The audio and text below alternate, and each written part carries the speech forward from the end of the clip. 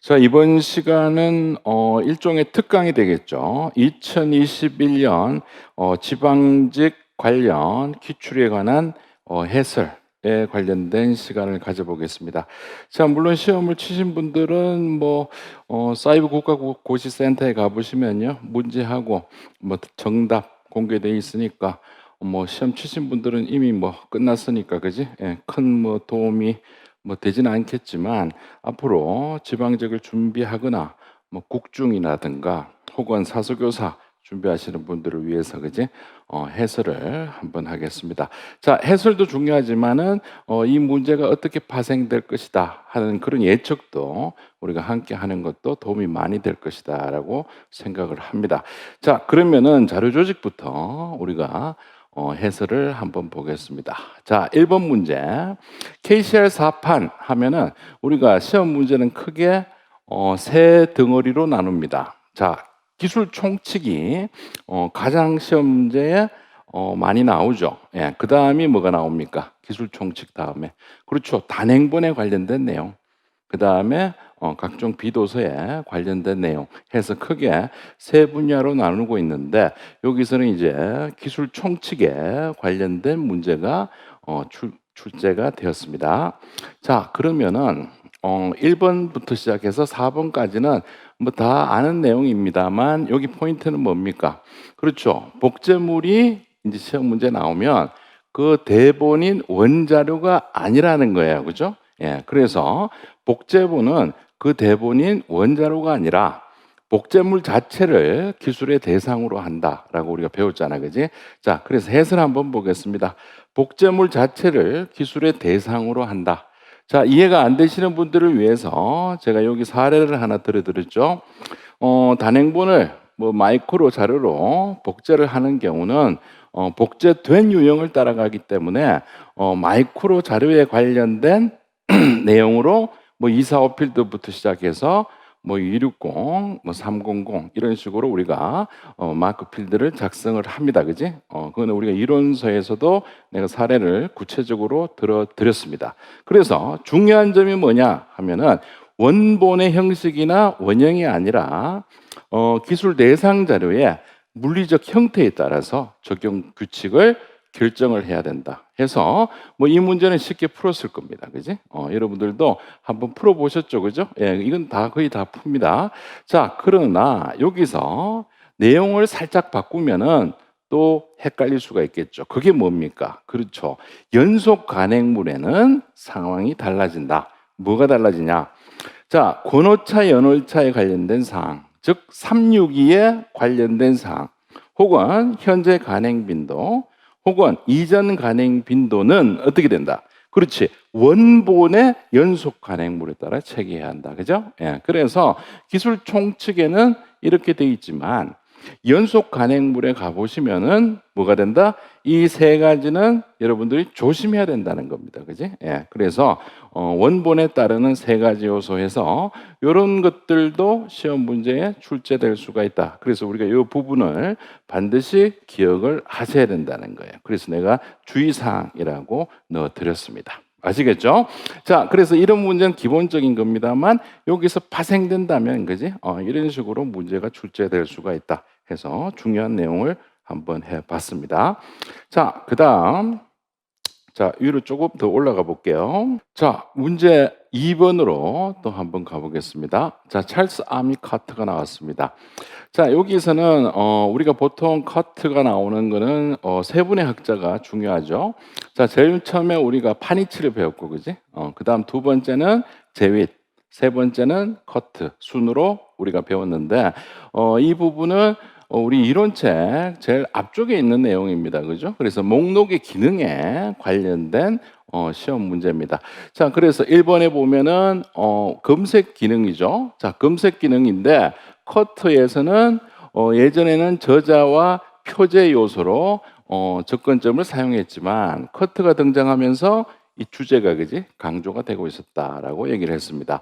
자, 그다음 2번 도서관이 소장하고 있는 특정 자료를 저자, 주제, 문헌의 유형으로 보여준다. 소재를 알려주는 기능이죠. 자, 그 다음 특정판, 저작의 특성에 따라 자료를 지원한다 하니까 이거는 선정 지원 기능이다라고 얘기를 했습니다. 그죠? 선정 지원 기능 이렇게 봐두시고 자 그런데 4번 한번 봅니다. 문헌 간의 관계를 제시해서 자 목록의 안팎을 항해할 수 있도록 한다 하니까 이거는 뭐예요? 그렇죠. 항해 기능이다. 자 그러면 이 항해 기능은 언제 등장을 했느냐? ICP죠. 예, 국제 목록 원칙 규범 2009에서는 목록의 기능은 총 5개, 그지? 검색부터 시작해서 항해 기능까지 해서 총 5개의 기능으로 제시가 되어 있다라고 했잖아요. 그죠? 예, 그래서 그 내용을 안다면, 그지? 4번이 정답인지는 뭐 충분히 우리가 이해를 할 수가 있겠습니다. 자, 그 다음 문제로 넘어가겠습니다. 자, 3번으로 갑니다. 자, 3번 시작하겠습니다. 한국 목록 규칙 4판 기술 내용으로 뭐 옳은 것을 골라라 이렇게 나와 있으니까 자 1번 같은 경우는 우리가 단행본임을 알 수가 있습니다. 그지? 페이지가 있고 센치가 있죠.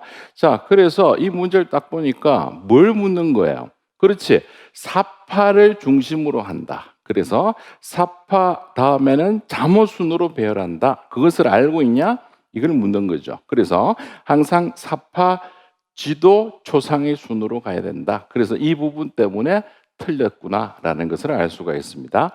자, 그 다음에 2번 문제가 조금 헷갈릴 수가 있겠지, 그지?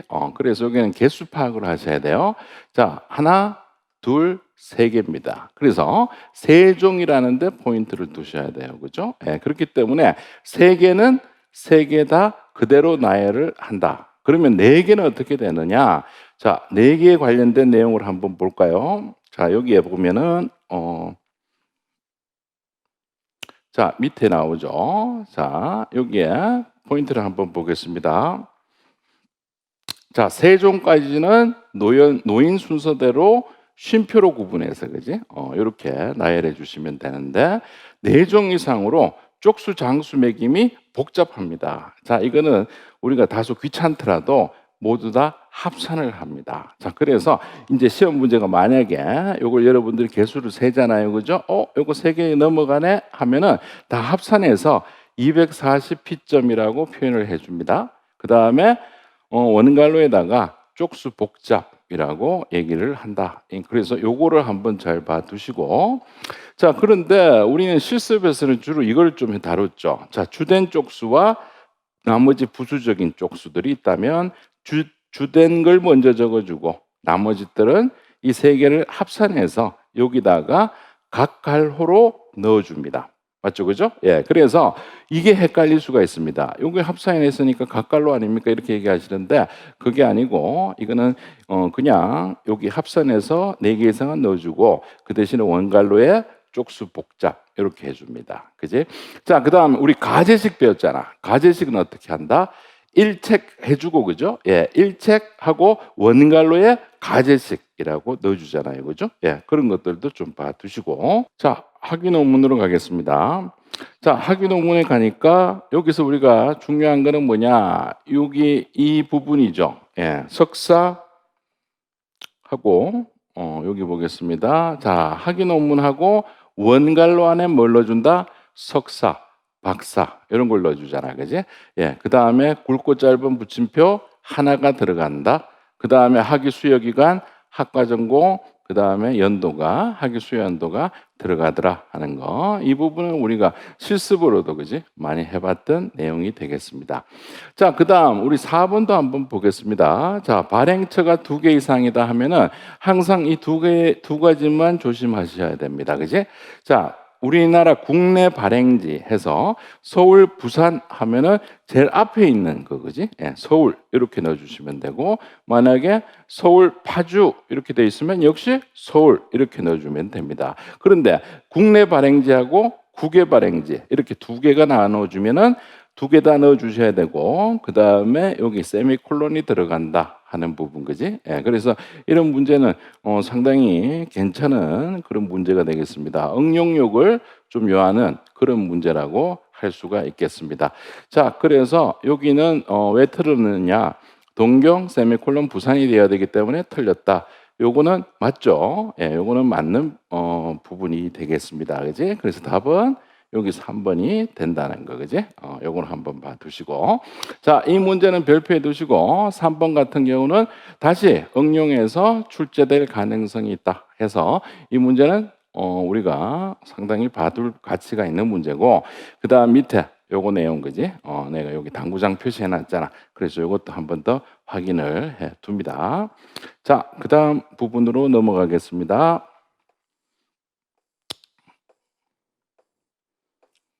자, 4번으로 갑니다. 메타데이터 관련 용어를 한번 보겠습니다. 자, 여기에서 보면은 더블링 코어는 마커 형식의 한계를 극복하고 웹 정보 자원에 특화된 핵심 데이터 요소를 정하고 있다 해서 이 더블링 코어는 또 특히 중요한 것은 뭐다? 범용입니다. 그죠? 예, 그래서 상호 운용성 요건 또 더블링 코어가 그지? 또 나올 수도 있다. 자, 그다음 우리 중요한 거는 이 매치가 나오잖아요. 그죠? 자, 매치가 나오면은 디지털 자원에 대한 요렇게 나옵니다. 항상 디지털 자원에 대한 메타데이터 입력 전송 표준 이렇게 외워두시면 되고, EAD는 우리가 많이 봤죠? 뭡니까? 기록물 이렇게 나옵니다. 그지? 그다음에 CDWA는 뭐 예술이라든가 시청각 자료에 관련된 메타데이터 이렇게 기억을 해 두시면 되겠습니다. 자, 그래서 4번은 뭐 답은 1번이 되겠고, 그 다음 5번으로 갑니다. 종합 목록의 사례에 해당하는 것만 모두 고른 것은. 자, 이런 문제 중에서는 우리가 가장 일반적인 것은 세 가지를 기억하셔야 돼요. 세 개가 시험에 가장 많이 나옵니다. 자, OCLC의 월드캣, 또 뭐가 있다? 그렇지. 여기에 국중에 콜리스넷, 또 하나가 더 있죠. 뭐가 있습니까? 유니캣이 하나 있었잖아요. 그죠? 예, 그래서 세 가지를 반드시 기억을 해 두시기 바랍니다. 자, 그러면 여기 정답은 뭐 당연히 뭐가 될까요? 그렇지. 기억 디귿 해서 여기에 월드캣 하나 있고 그 다음에 코리스넷이 있잖아요. 그죠? 그래서 예, 이렇게 두 가지가 되겠습니다. 자, 그런데 여기 또 우리가 한 가지 알아둬야 될 게 뭐냐 하면, 자, 여기 한번 보겠습니다. 밑으로 쭉 내려가 볼게요. 자, 호주 국립도서관에 판도라라는 게 있습니다. 자, 이게 뭐냐면요. 자, 여기 보면은 호주와 관련된 모든 웹사이트와 온라인 출판물을 수집하는 하여 서비스하는 뭐다? 웹 아카이브다. 이렇게 되어 있습니다. 그죠? 예, 그래서 판도라는 웹 아카이브다. 자, 그렇다면 이 호주의 온라인 종합 목록은 뭐냐 하면은 여기 카탈로그 있죠. 예, 이게 호주의 종합 목록이다 하는 거 이번 기회에 그냥 한번 참고로 봐 두시기 바랍니다. 자, 여기 콜리스넷은 공공도서관에 관련된 그지? 소장 자료의 종합 목록이더라. 이렇게 봐 두시고, 자, 그다음에 또 우리 하나의 특이점이 뭐냐 하면 예전에는 우리가 PQDT가 시험 문제에 자주 나왔잖아요. 그죠? 예, 그런데 여기 박사학위 논문만 제공하는 서비스 이렇게 나오면 DDOD가 나올 수가 있다 하는 거, 그지? 예, 이것도 우리가 좀 기억을 해 두실 필요가 있습니다.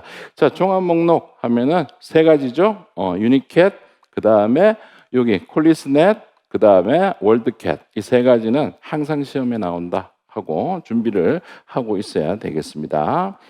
자, 그 다음 내용으로 가겠습니다. 자, 6번으로 갑니다. 자, 6번 문제는 좀 쉽습니다. KCR4를 적용한 통합소지점 코마 작성한 사례입니다. 자, 가번 이런 문제가 실습으로 나왔나 했는데 발행지천연 즉 발행사항에 들어간 거니까 가는 뭐가 될까? 그렇지, 260이 되고, 자, 정약용은 뭐예요 여기서? 그렇지, 여기는 정기서에 관련된 내용이다 혹은 중요한 인물에 관련된 내용이다 해서 여기 정민이라는 이 인물은 700에 갔다면 정약용은 어디에 간다? 600에 간다는 거예요. 그죠? 예, 그래서 이 문제는 좀 쉽습니다. 예, 쉬워서 차라리 우리가 유사 패턴을 한번 보자는 거예요. 그래서 여기 밑에 보면은 문제가 있죠. 자, 이 문제는 작년도 지방직에 나왔던 문제입니다. 자, 패턴은 거의 똑같죠. 260만 요거 260하고 300, 그지? 요것만 바꿨잖아요. 그죠? 그래서 여기 기억은 답은 뭐다? 그렇지, 300이 될 것이고, 자, 여기는 페론 에바라고 있죠. 예, 요 인물에 관련된 내용이 뭐가 돼 있다?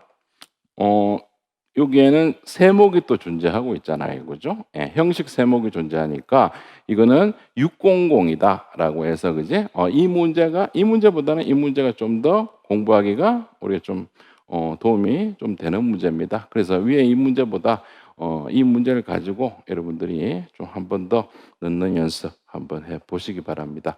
자, 그다음 내용으로 넘어가겠습니다. 자, 7번으로 갑니다. 가나다라에 해당하는 더블링 코어의 요소로 옳은 것을 골라라. 자, 가 같은 경우는 ISBN이잖아요. 그지? ISBN이니까 여기는 식별기호라고 우리가 보통 얘기합니다. 그래서 아이덴티파이어라고 얘기하고 DC에서 자, MODS도 똑같습니다. 식별기호, 식별기호 이렇게 얘기합니다. 자, 그 다음에 우리가 이 나번 요게 시험에 잘 나온다 그랬잖아요. 그지? 나번은 subject라고 얘기합니다. classification이라고 하지 않는다 그랬잖아. DC에서는 그죠? 예, 그래. 그 다음에 MODS는 클래시피케이션으로 간다 해서 이 부분이 시험에 잘 나올 것이다라고 우리가 항상 예측을 하고 있었습니다. 그지? 예, 그래서 요거 한번 잘 봐두시고 또 나올 수 있습니다. 이 부분은. 자, 그 다음에 우리가 또 중요한 게 뭐냐? 245 필드 있죠? 예, 245 필드에 보시게 되면 자, 미국의 역사하고 이 부분이 이렇게 돼 있죠. 달러 H 자료 유형이 그지? 그런데 이게 실제 여긴 더블링 코어지만 MODS의 사례를 보시게 되면요. 자, 상황을 한번 보겠습니다.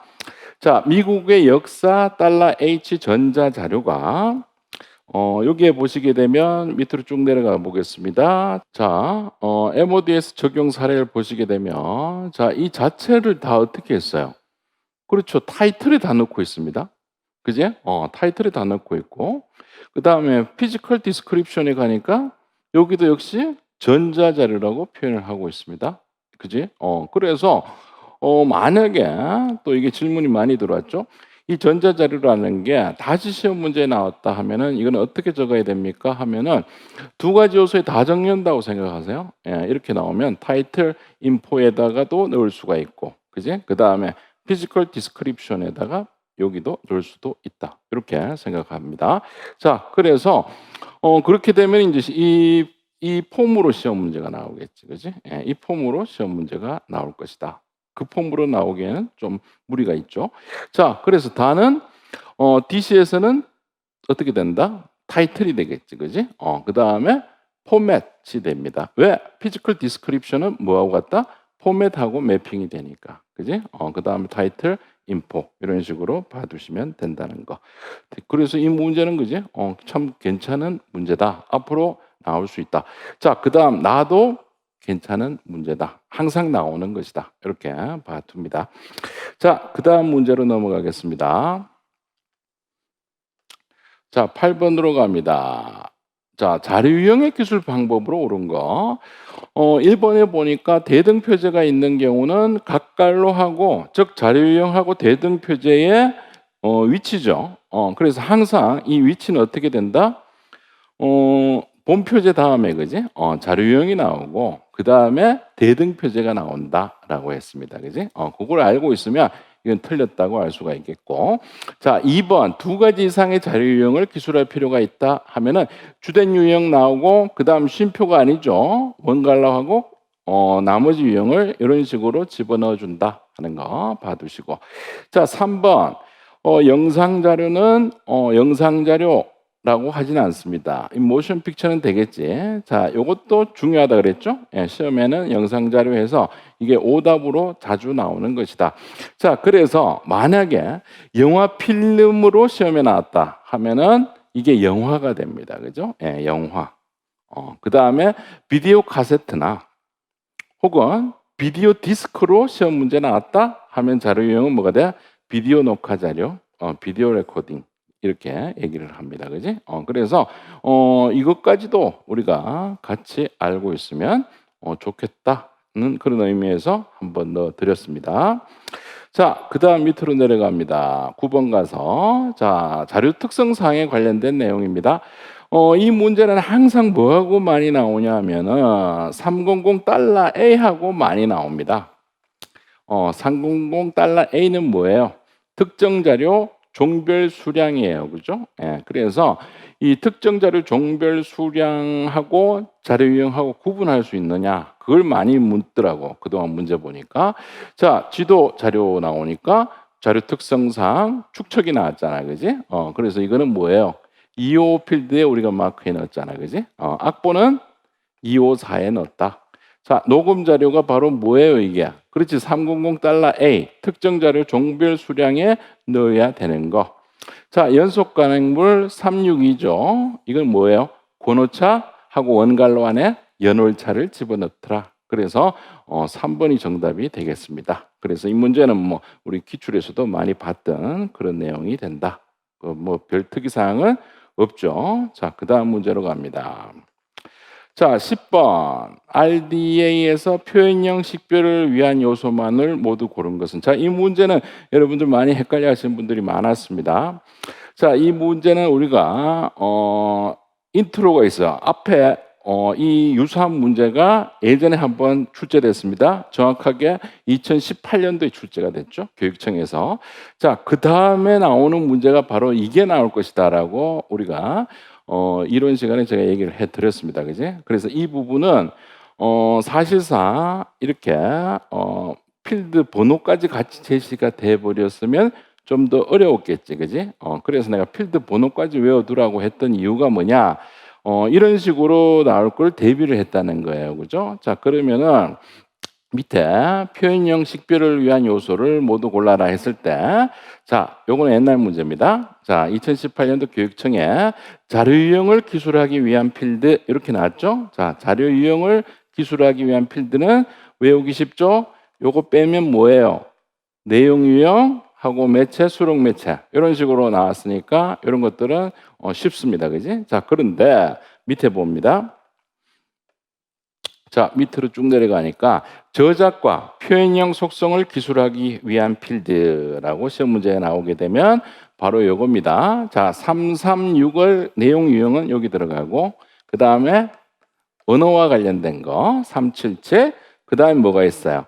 그렇지, 38X에 관련된 내용들 요거를 이제 외워두라 그랬잖아. 그지?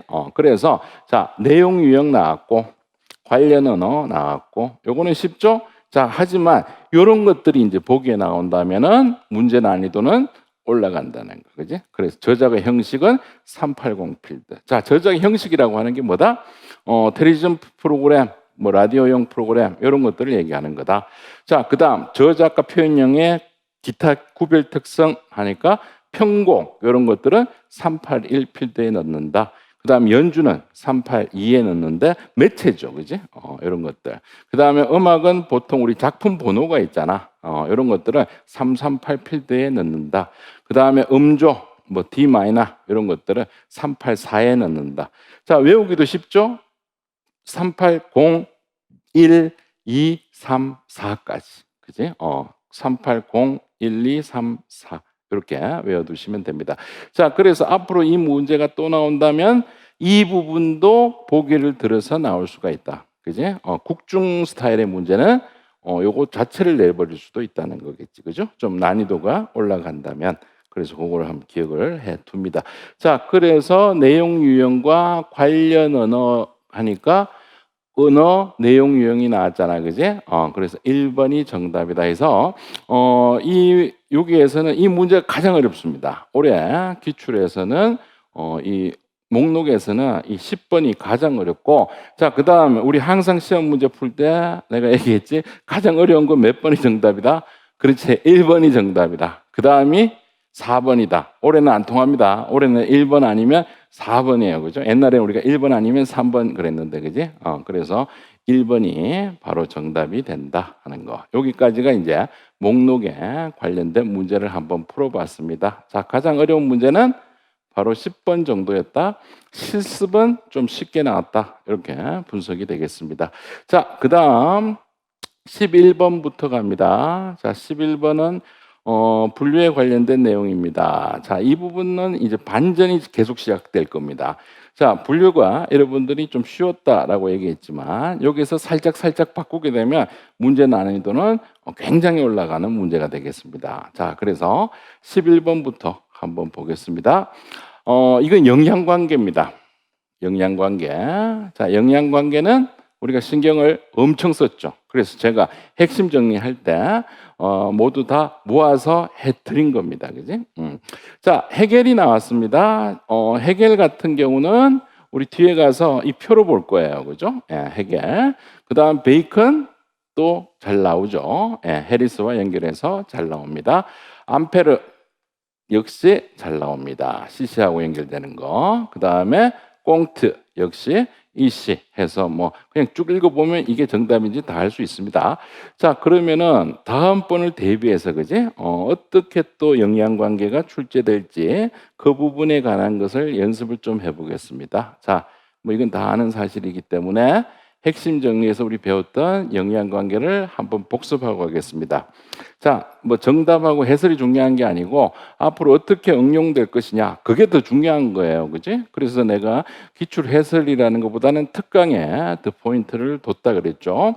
자, NDC가 나왔습니다. NDC 잘 안 나올 것 같다 이렇게 생각하지만 실제로 한 문제씩 나오면은 어렵습니다. 그지? 공부를 잘 안 하고 넘어가면. 자, NDC가 시험 문제 나오면 누가 기억나야 된다? 커트의 전개분류법이 기억나야 된다. 그지? 그 다음에 기호 시스템 자체는 DC로 끝났기 때문에 역시 DDC의 영향을 받았다. 이렇게 봐두시면 됩니다. 자, 그 다음, 북경도서관에 이걸 우리가 중도법이라고 하잖아요. 그지? 요거는 UDC와 DDC 이 두 가지의 영향을 받았다. 이렇게 봅니다. 자, 그 다음, 아까 우리 문항에 있었던 암페르가 나오면 우리는 이거는 항상 뭘 기억합니까? CC를 기억하고 있습니다. 요거는 뭐 다 아는 사실이니까 크게 어려운 점은 없었죠. 자, 그 다음, 요것도 시험에 잘 보입니다. 꽁트 하면은 EC, NDC, LCC에 영향을 미친다 해서 기본서에는 보통 그죠? EC, NDC, LCC에 영향을 미친다가 정설로 나와 있어요. 그래서 이 부분이 시험 문제 잘 나오지만 여러분들이 또 질문하죠. 그래서 BC도 포함될 수는 있습니다. 포함될 수는 있다. 했다고 해서 틀린 내용은 아니라는 거예요. 하지만 정설은 EC, NDC, LCC 이렇게 외워두시면 되겠고, 자, 그 다음 우리 브루노 이것도 옛날에는 시험에 자주 나왔죠. 예, 프랑스 국립도서관 장서 배열이라든가 대형 박물관 도서관 분류 체계에 영향을 미치게 되었다.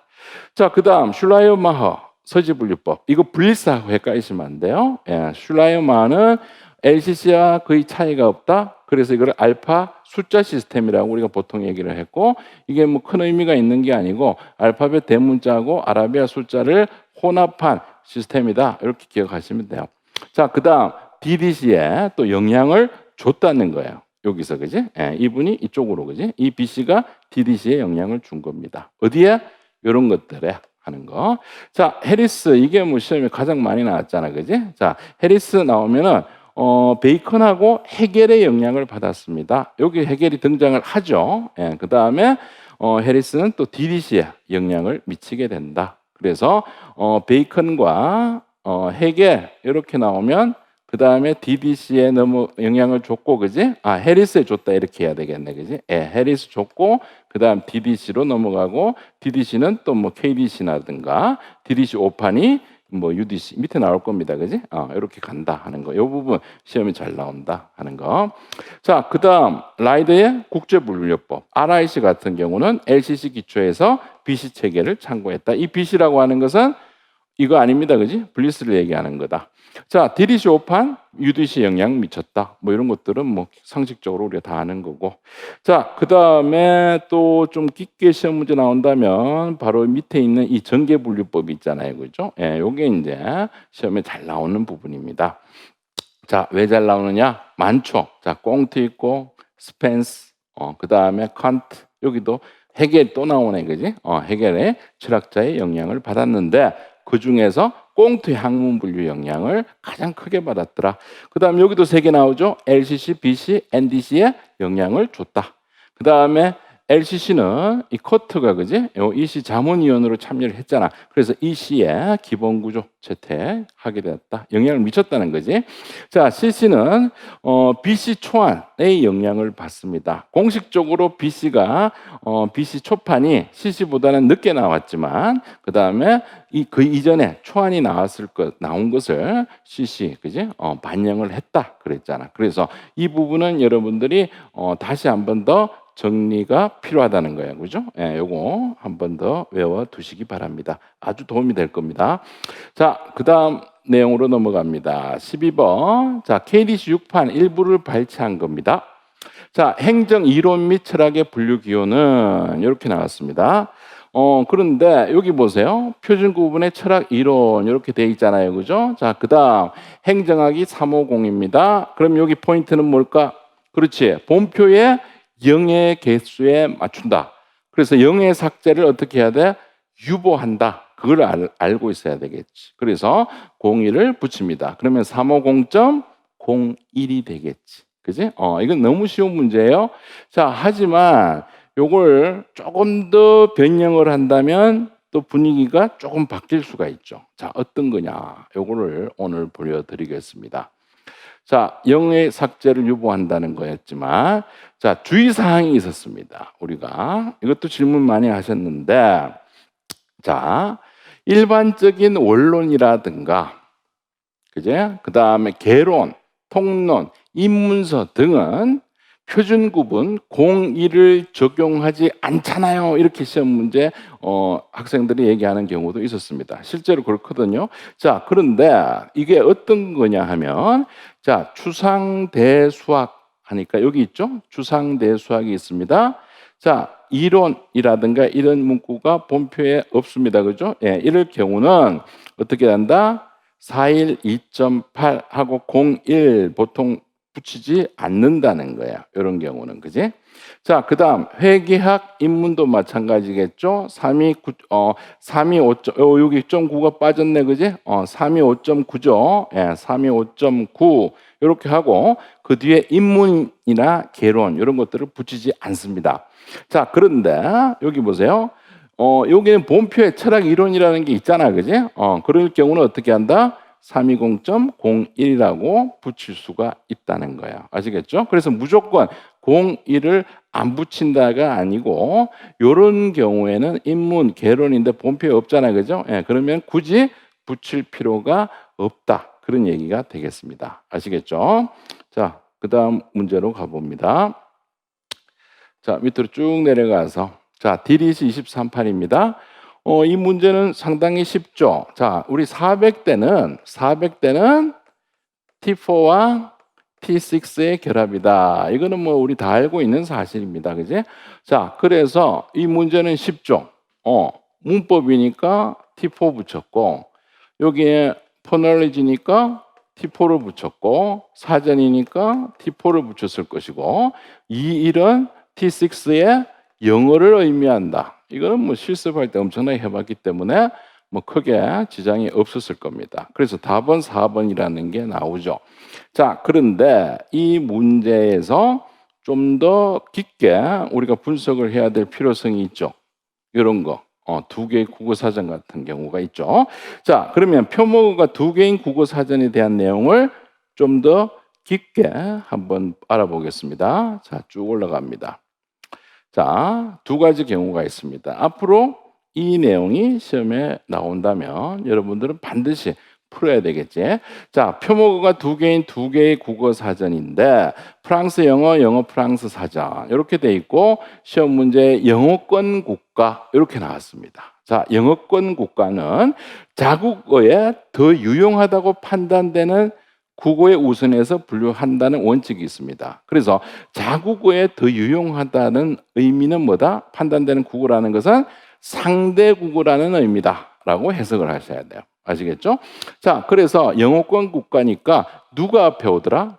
프랑스가 앞에 오더라. 그래서 44, 그 다음 사전인 3, 그 다음에 영어인 이렇게 붙일 수가 있습니다. 자, 그다음 또 이 문제가 어떻게 또 변형이 될 수가 있냐면 한영 영안사전인데 서문이나 해설이 한국어로 된 경우 이렇게 나오거든요. 시험 문제가.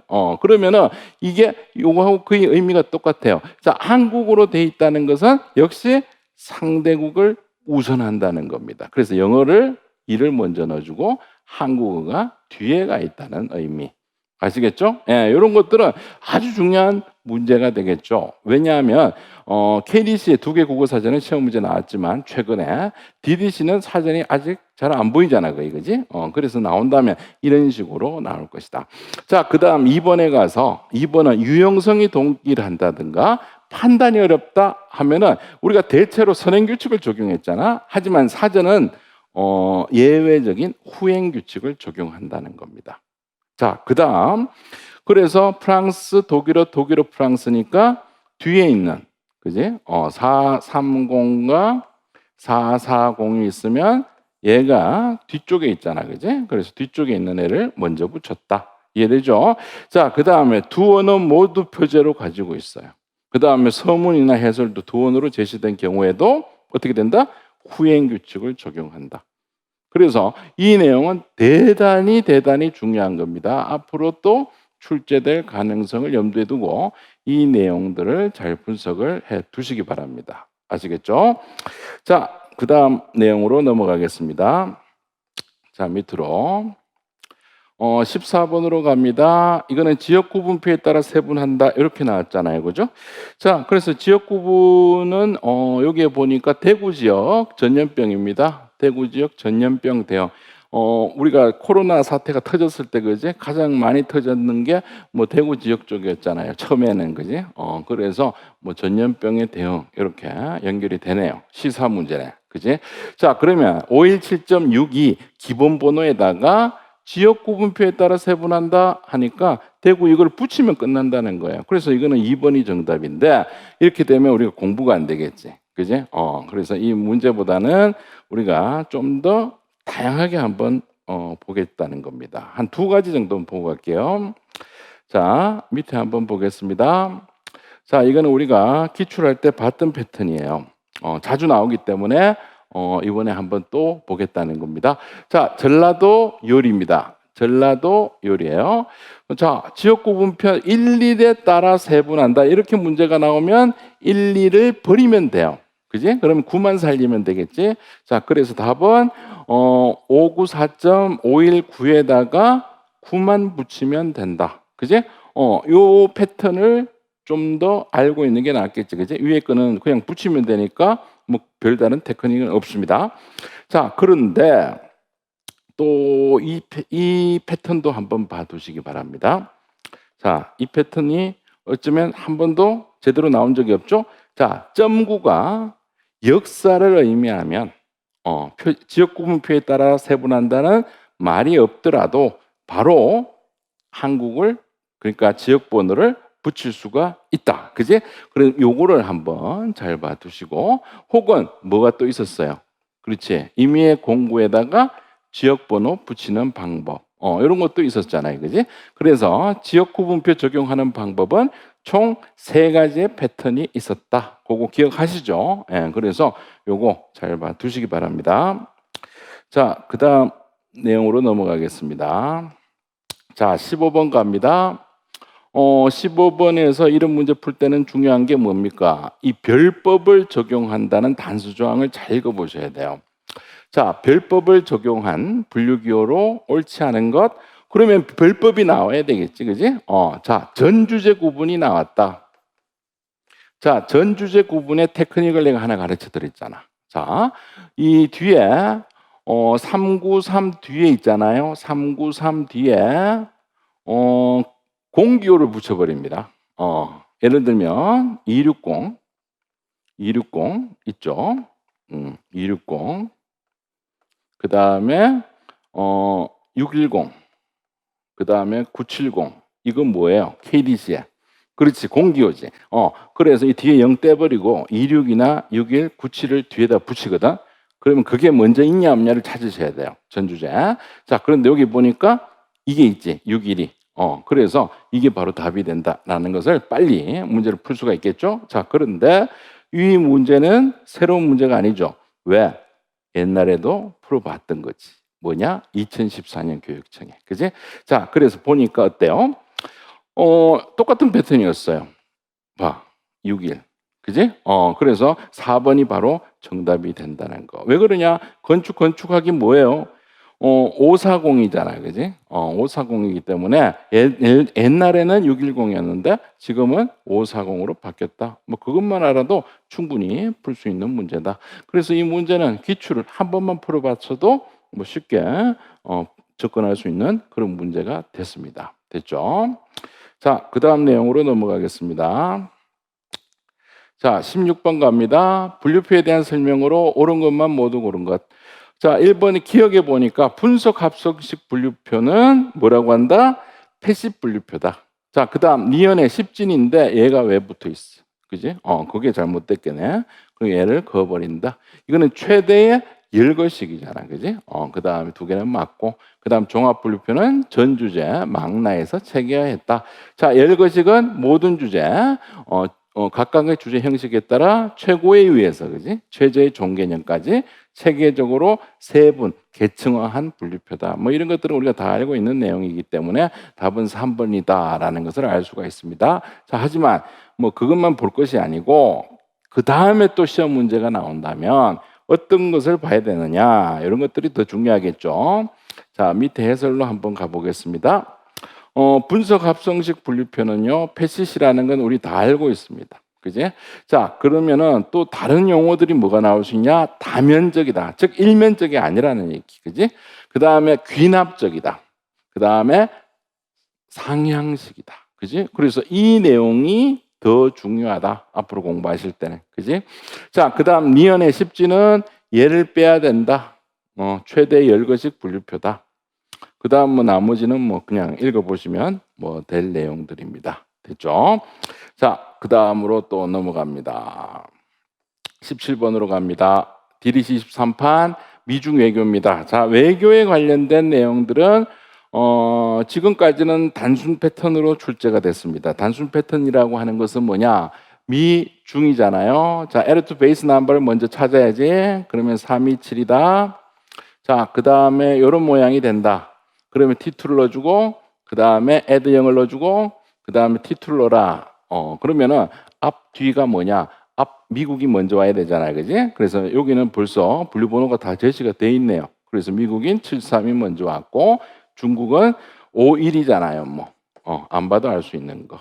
이렇게 넣었으면 끝나는 겁니다. 답이 쉽죠? 자, 그런데 우리 또 인생이 만만한 게 아니거든. 그지? 그래서 이거는 올해는 이렇게 운 좋게 넘어갔지만, 이게 또 어렵게도 나오더라는 거예요. 그죠? 자, 보세요. 2015년 교육청 문제 한번 볼까요? 상황이 달라졌죠? 뭐냐? 지방직이나 우리가 교육청에서는 이 지역번호 예전에는 제시가 안 됩니다. 그지? 안 되기 때문에 자, 아까 하고 문제 똑같죠? 327, T2, 0, T2. 자, 그러면 남미니까 여기는 8이 와야 되고 앞에 0, 7이 와야 된다. 그지? 그래서 이거는 지역번호를 알아야 풀 수 있는 거지. 그지? 그 다음 2번 보세요. 한국의 대외관계 하니까 519잖아. T2를 알아야 풀 수 있는 거. 그 다음 중국과 일본 하는데 이거는 뭐예요? KDC 분류 번호잖아. 그래서 이거는 51과 여기는 52로 바꿔야 된다는 거. 그 다음 영국 같은 경우도 42를 알아야 된다. 그죠? 예, 그래서 이 문제가 차라리 이런 패턴으로 출제가 됐다면 조금 어려울 수 있다. 그런데 또 응용도 가능합니다. 어떤 응용이 가느냐? 자, 밑에 한번 보세요. 보충 내용. DDC는 우리가 스텝에서도 한번 풀어봤죠. 두 나라의 비중이 동등하다면, 자, 여기 보세요. 만약에 equal, 동등하다면 T2에 오는 것 중에 coming first 하니까 이거는 선행을 얘기하는 거겠죠. 자, 그래서 만약에 이 문제가 단수 조항이 주어진다. 자, 두 나라 비중이 동등한 경우 이렇게 시험 문제 나왔다 하면은 상황이 달라지죠. 자, 중일 외교 관계다 하면은 중국이 분류번호 서열상 앞이잖아. 그래서 오일을 먼저 넣어주고 오일을 뒤에 넣어준다. 그지? 그래서 비중이 동등하면 선행하는 번호를 먼저 체계한다는 점, 이것도 좀 봐두실 필요가 있겠고. 자, 그 다음 2번에 별법으로 나왔습니다. 자국 도서관의 경우는 자국이 우선하는 겁니다. 그래서 보통 시험 문제 옵션이 나올 거고요. 자, 이제 예를 들어 보니까 미국과 프랑스인데 어느 도서관이야? 미국에 있는 도서관. 그지? 미국 도서관인 경우는 누가 먼저 오느냐? 미국이 먼저 왔지. 그죠? 그다음 프랑스는 뒤에 왔잖아. 해서 이 보충 내용으로도 시험 문제 나올 수가 있다. 그지? 이걸로 나올 수도 있고 아까 위에 같이 지역 번호를 없앨 수가 있다. 물론 뭐 사서거사 같은 경우는 이 숫자 값은 다 주어지겠지만 국중이라든가 앞으로 또 뭡니까? 군문이라든가 이런 경우는 이렇게 나오면 좀 헷갈리겠지. 자, 그다음에 이런 것들을 이제 본문에 넣어준다면 문제의 상황은 달라질 것이다 하는 거. 그래서 이것까지도 우리는 꼼꼼하게 대비를 해야 된다는 겁니다. 자, 그다음 문제로 갑니다. 18번 한글 순도서 기호법인데, 자, 이 내용은 이재철의 원본에 있는 내용입니다. 이 부분이. 자, 거기서 내가 원래 기본서를 만들 때 그죠? 예, 이 내용을 기본기호라는 말을 넣으려고 그랬어요. 자, 기본기호라는 용어를 넣으려고 그랬는데 이거 차라리 넣어버리면 더 헷갈릴 수가 있겠다. 그래서 요즘에는 우리가 저자기호나 저작기호라는 말을 많이 쓰잖아. 도서기호라든가 그지? 자, 그래서 기본기호를 뺐는데 또 옛날 버전으로 이렇게 또 내네요. 그죠? 자, 그러면 우리가 기본기호라는 게 뭡니까? 이렇게 얘기하시면 문자 기호와 숫자 기호를 의미한다. 자, 이렇게 얘기하면 이것도 또 무슨 말인지 모릅니다. 그래서 즉 요즘 용어로 사용한다면 저자 기호에다가 도서 번호를 붙인다. 이게 기본 기호라는 겁니다. 이해가 되죠? 그러니까 이게 더 이해가 쉽다는 거예요. 자, 그러면 여기 저자 기호는 문자로만 하니까 이루어진다. 숫자가 들어가야 되기 때문에 틀렸다는 얘기고, 개인의 정기서 이게 답이 되겠네. 뭐 피전자명을 기본기호의 대상으로 삼는다 하니까 요거는 뭐 쉽게 풀 수가 있고. 자, 3번 우리가 판차가 나오면은 기본기호 다음에 바로 붙이면 안 돼요. 판차가 있으면 여기서는 저자가의 표제 다음 이렇게 얘기합니다. 우리는 저자기호 다음 이렇게 얘기하잖아요. 그지? 그 얘기입니다. 자, 그 다음에 권차, 권호, 복봉기호는 다음 칸에, 그지? 다음 칸에 기재를 해야지. 밑에다가 기재를 하잖아. 그 얘기입니다. 자, 그래서 여기서는 좀 문제는 뭐 쉬운 문제예요. 우리 원래대로 용어를 사용했다면 뭐 쉽게 풀 수 있었는데, 뭐 이 기본기호라는 용어가 들어가니까 좀 헷갈릴 수는 있었다는 겁니다. 하지만 뭐 눈치 빠르신 분들은 뭐 2번 보니까 답이 다 보이니까 이 문제는 뭐 틀린 분들은 거의 없었습니다. 자, 그 다음 내용으로 갑니다. 자, 이번은 이제 19번 문제가 되겠죠. DDC 23판에 분류 규정에 대한 설명 중 옳은 것만 모두 고른 것은. 이 문제는 올해 우리가 이론서가 개정이 되면서 DDC에 관련된 내용들이 좀 많이 추가가 됐습니다. 한 문제는 나올 것이다. 예측은 했으나 진짜 나왔죠, 그죠? 예, 나왔지만 만족스럽진 못합니다. 이거보다 약간 더 어렵게 나왔더라면 좋았을 텐데. 자, 자료의 주제 이론 응용이 나왔습니다. 그럼 어디에 분류하더라? 응용에 분류한다 그랬잖아, 그지? 그래서 얘는 틀렸다. 자, 그다음 복수 주제 동등하게 다룬 경우는 분류표상에 뭐 선행하는 주제에 분류한다, 맞죠? 자, 그다음 한국과의 통치자에 대한 공식 기록은 역사에 분류한다, 맞죠? 자, 그다음 관점이 2개 이상이고 특별히 저자가 강조한 관점이 없다 하면은 우리가 학제적 기호에 분류한다라고 했습니다. 그래서 답은 뭐 기억만 빼면은 정답인 건 다 아는데, 자, 그걸 해설을 한번 보고 가겠습니다. 자, 밑에 부분 갑니다. 자, 좀 더 우리가 정리가 필요하겠죠.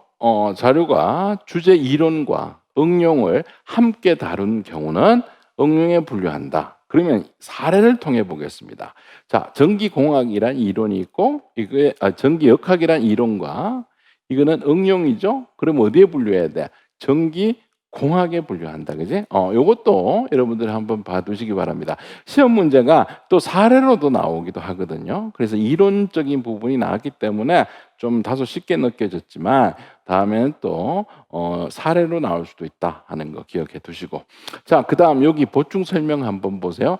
관점이 2개 이상인 경우는 우리가 요거 이제 표를 내가 다 만들어 드렸죠. 이런 책에, 그지? 자, 강조한 관점이 있고 없고를 일단 크게 2가지로 따졌을 때, 있으면 강조하는 데 불리하기 때문에 별 문제는 없습니다. 그래서 뭐 심리학 강조한다? 그럼 심리학 번호.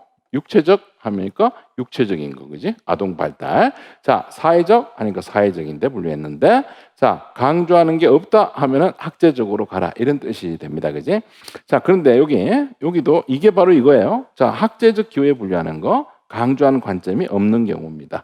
자, 그래서 토지 소유권의 경제법적 쟁점인데, 여기 부동산법에 분류하는 이유는 TDC에 가보시면 학제적 저작은 여기에 분류한다라고 지시가 되어 있습니다. 그래서 그걸 그대로 적용을 한 사례다, 이렇게 기억해 두시고, 자, 만약에 관점이 있다 없다 보다 밑으로 이렇게 흘러갈 수 있겠지. 예, 관점 판단이 어려울 수도 있습니다. 자, 어렵다 하면은 저자의 전공 분야를 고려한다는 겁니다.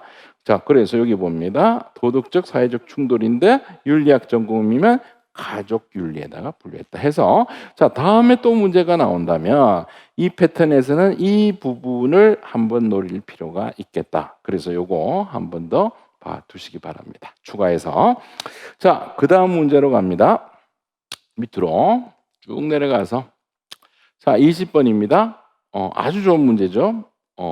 자, 디리시 23파를 적용해서, 자, 2020년은 본표에 시대사 테이블을 적용한다는 것은 우리가 다 알고 있습니다. 그 다음 한국어로 출판됐기 때문에 이건 한국 문학의 근거가 되겠죠.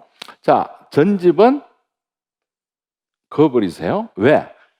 우리는 T3A는 08을 적용할 수가 없다는 걸 다 알고 있잖아. 자, 그 다음 개인이니까 T3A를 적용한다. 자, 그래서 시작은 895.7에서 시작할 것이고, 그 다음에 본표에 가서 시대사 테이블을 확인합니다. 이거 아니면 이게 되겠지?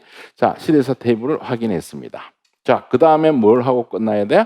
T3B로 가면 안 되죠? A로 가야 됩니다. 그래서 2번이 바로 정답. 아주 쉬운 문제 같죠? 자, 그런데 이 쉬운 문제가 약간만 살짝 바꾸면 난이도는 올라간다는 사실. 자, 뭐냐? 바로 이 밑에 거죠. 자, 여기 한번 보세요. 내가 문제를 한번 바꿔봤습니다. 자, 2020년은 똑같죠. 여기에 5가 있을 것이고, 한국어니까 895.7 들어갔습니다. 자, 개인인데 전집이 걷는 건 똑같아. 그런데 유머가 나오잖아. 자, 유머. T3A는 7이 있다 없다? 없죠. T3A는 7이 없다. 그러면 뭐가 대신한다? 8이 대신한다. 이걸 알아야 풀 수 있는 문제입니다. 그래서 답은 89.7에다가 8이 들어간다. 그 다음에 5가 된다. 어때요? 느낌이 좀 싹 달라지죠. 위에 있는 이렇게 내니까 쉬운 듯 하지만 사실 이런 식으로 꼬아버리면 조금 어려울 수가 있다. 그지? 그래서 이런 것들을 우리가 또 연습하는 것도 우리 기출 특강에 또 재미가 있는 겁니다. 자, 그 다음 여기에 관련해서 우리 T3A에 관련해서 또 뭐가 나올 수 있을까? 문제가. 자, 요거 개인 유머를 싹 바꿉니다. 이 시와 희곡에 관한 이렇게 나와버려요, 문제가. 자, 그럼 우리 우선순위에서 희곡이 2고 시가 1이니까 우선순위는 어때요? 그렇지. 2, 1 순서 바꾸고 3부터 7은 없죠? 예, 8까지 우선순위가 있다는 거. 그거 알잖아, 그지? 그래서 희곡을 우선합니다. 그래서 여기에 희곡 전집해서 전집 빼버리는 걸로. 그렇게도 문제가 나올 수가 있다. 맞죠? 자, 그래서 우리가 20번까지 한번 다 풀어봤습니다. 지금 여러분들은 여기 문제가 쉽다고 그냥 넘어갈 것이 아니고, 그래서 내가 이걸 프린트할 수 있도록 해드린 거예요. 그래서 이 문제도 참고를 하지만 밑에 있는 이 해설 내용들이 어쩌면 더 중요할 수가 있습니다. 그래서 이 내용들을 꼼꼼하게 정리를 해 두시면 도움이 많이 될 것 같아요. 자, 다음 시간은 정보 봉사에 관련된 내용으로 넘어가도록 하겠습니다. 자, 수고하셨습니다.